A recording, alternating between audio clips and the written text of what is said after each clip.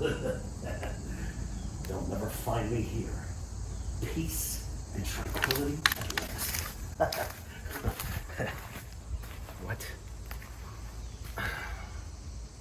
Hey, this is Jimmy Farrow from Monty and the Farrow, as we now are approaching 20,000 subscribers.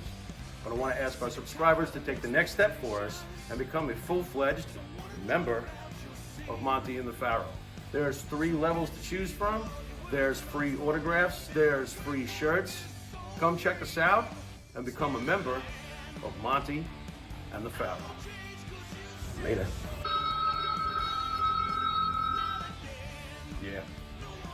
Yeah, they're here. No, I'm not playing in abandoned buildings. Yeah. Hey.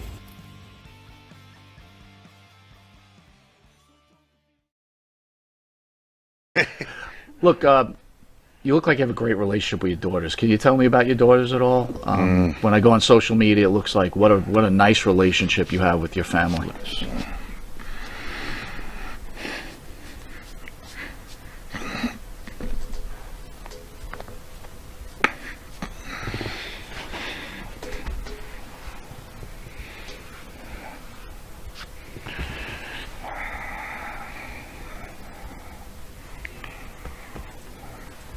Three daughters, 21, 23, seniors in college, about to graduate, never been in trouble, just, you know, the best, my life.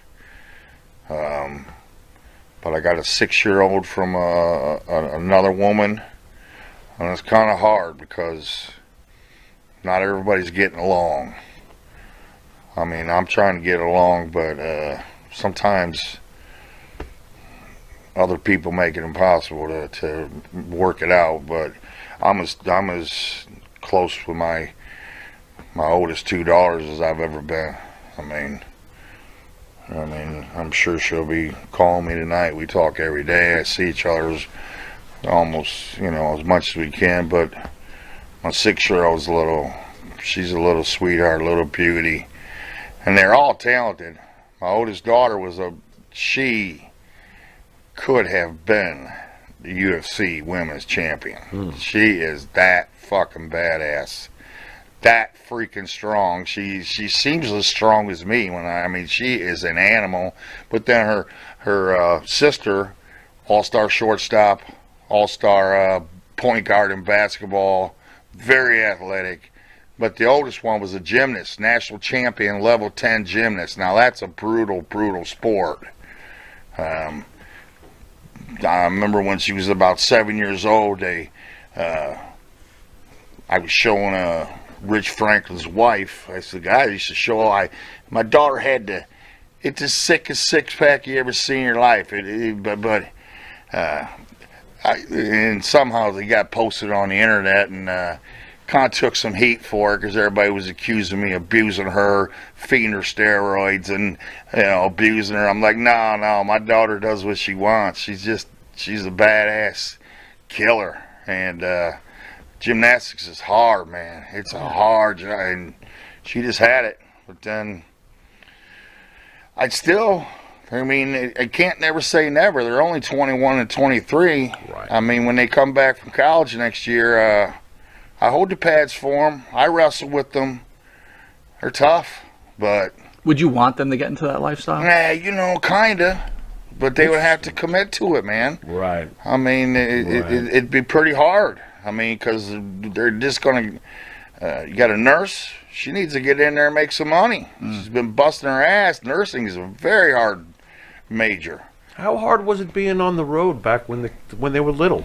Ah, man, I couldn't stand leaving, man. I couldn't, and I didn't leave that much. I trained at home. Right. I should have been. If I could do it over again, I'd just go. Right. But I didn't trust anybody with my kids, so I didn't really have too many training camps. I mean, I had my own training camps. I was my own coach in Columbus, Ohio State Wrestling Room, and I made it work. But Sure could have been a lot better. I could have been a lot better, but I did pretty good. I did okay sometimes. So let me ask you a question. Your daughter comes home. She brings a boyfriend home. Is this guy shitting his pants when he realizes who the Fuck father no, is? man. Dudes ain't scared of me. What? Get the fuck? I wouldn't even go on the same block. What are you talking about? Oh Yeah, I mean they might be no. If I don't be nice to, if they bring a dude around and I'm a prick, well they just won't fucking bring him around. So I have to be nice. I have to be nice to these guys. Yeah, but I'm not even the point of you being nice or not, but it's like they know who you are. It's like, oh shit, I gotta go meet the man. It's like, yeah, maybe, I don't know. I suppose, but like I said, like I said, my daughter's made it clear to me, don't embarrass me, Dad. Oh, my God. You know, so they run the show. Dudes ain't afraid. I mean, you know what controls their brain. yeah. Well, I don't know. You know, I'm sorry. I'd be shitting a brick. Anyway, we'll be right back with the legend Mark Coleman in just a minute. This recent last match. Yeah, I didn't watch it, and it kept popping up.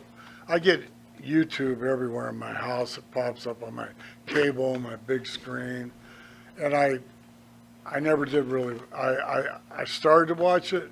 I saw Jeff Jarrett look pretty good. Rick had his shirt on. I go, I ain't gonna watch it. He's got his shirt on. You know, and I hate that. If you're so old you can't wrestle, you got to wear a shirt. You know. And I heard he got tired. I just didn't want to watch it.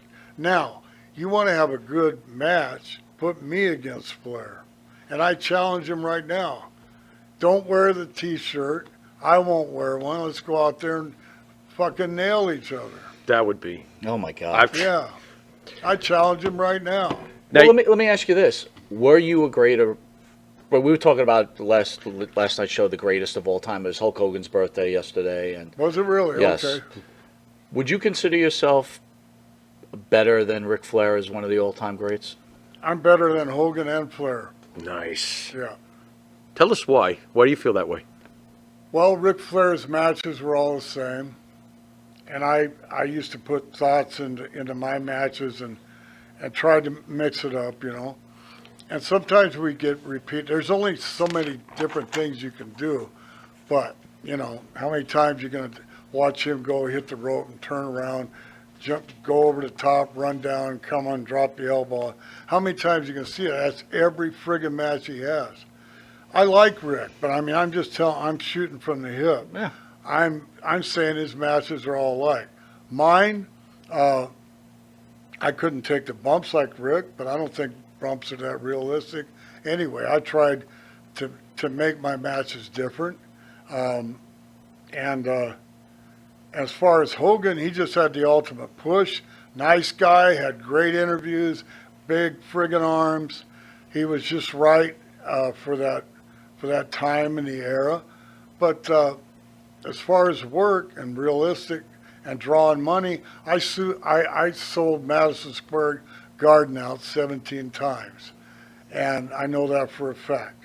And I think it's because of my believability. And Hogan had the major push, and he had his own deal, made lots of money. And so I think I'm better than both. Well, let me ask you about that. He got the major push, but could anyone, in your opinion, could anyone else have carried the WWE to? Because you know Hogan's the spark that created the WWE today. The WrestleMania. Obviously, right? The opponents, things like that. Could anyone else have done that besides Hogan? Could McMahon have used somebody else? Well, I could have been the world champion, but I wouldn't want to, because I'm a heel, the bad guy. I wouldn't want to keep it. So he was perfect for that. But the reason I say I was better than him is I was just a better worker. Yeah. But me and Tito used to go out. I mean, they had 3 towns a night running in the 80s, in the 90s. And me and Tito could go main event in Detroit and go to Boston that same day and sell them out, sell both Boston and Detroit out with just the Intercontinental belt. We didn't need Hogan on the card. We didn't need anybody on the card. We could do it ourselves. I mean, you got to have an undercard, but Hogan, so, you know, that was a big feather in our cap for drawing. And well, you know, I can't draw nothing by myself. I have to have a good opponent like Tito. He was So fabulous. what you're trying to say is the other wrestlers probably happy being on the B card with you guys because Yeah, the draw yeah, was the same as a Hogan card. So I was a B card, but we still sold out, and we made money.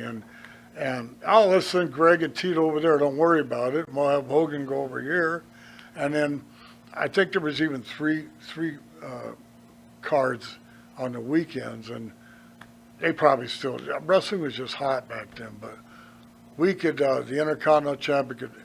I myself could sell out without Hogan on the card.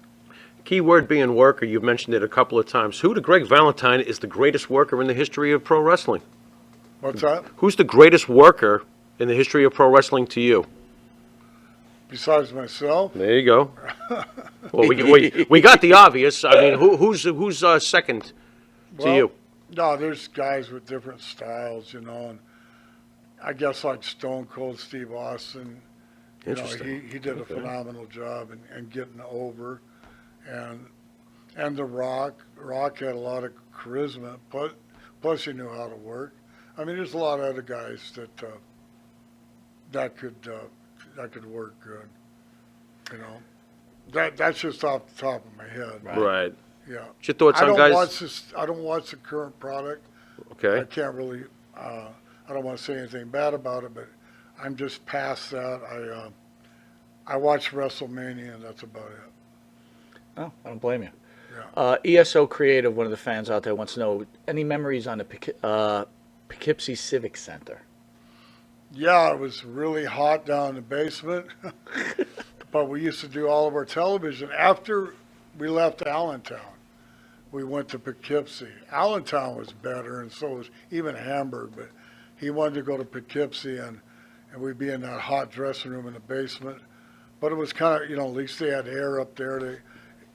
My thoughts were that was a good time. That's where me and Brutus got beat by the Bulldogs. See, they didn't have anybody for us to wrestle, and we were the champs, right? So because Barry Windham and walked out. It was mainly Windham that walked out, and Rotundo had no place to go, so he followed him.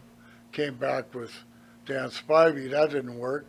So they're looking at, here's the British Bulldogs. They're underneath. So we went out there, put them over on national TV with Captain Lou Albano, my ex-manager, and it made them. They beat us in a non-title match, and that's how I remember Poughkeepsie because of that.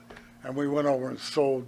Speaking of selling out by ourselves, without Hogan, Beefcake and Valentine could go anywhere against the Bulldogs, and no tag team had done this. And tag teams were just a supporting card, right? Mm-hmm. They'd be underneath, say, Hogan or whoever in the main event. We were the real main event and went everywhere and sold out against those Bulldogs. In New York, that match closed out WrestleMania 2. Right. Very upsetting, by the way. Very, Right. very upset about it. I was upset about it too. And we were supposed to get the belts back, but it didn't happen, you know. Why not? Was I remember Dynamite... going to the office and complaining, when are we getting Yeah. these belts back? Yeah. And Vince goes, oh, we're going to do a round robin. Oh, by the way, Round I got a robin? check here for $125,000 made out to you, your first doll check, your action figure check. So I'm looking at that, and then I don't need the forgot belts. why I was Who cares there. about the belts? need I'm the done. belts. Yeah, I got this, so I'm going to go buy me a new car. Was Dynamite Kid as much as a prick as everybody says he was? Or? Not to me, but he wouldn't was a prick. well, yeah. I wouldn't expect him to be to you. He So probably would've, were you know. there with that whole thing with the Rougeaus? Like, what do you know about that whole situation? Okay, so here, I was in Miami, and I think we weren't working with the Bulldogs there that night. I think it was some big deal, like a Royal Rumble out of Miami, and or maybe it wasn't. But anyway, I'll tell you what happened in the dressing room. Rouge was sitting there unlacing his shoes, and the little guy, not Dynamite. Davey Boy, but Dynamite Dynamite. comes in. I'm sitting right there next to Rougeau. He comes in and he slaps Jock twice right across the face. You piece of shit. You fucked up the whole match. You son of a bitch. Get up and fight right now. And Jock just sat there like this, you know. And I probably would have done the same thing. Like, wait a minute. Let me go, you know. Well, if someone hit me like that, I would have hit him back. But, I mean, he was like stunned. And I'm watching this. I go, what the fuck, you know.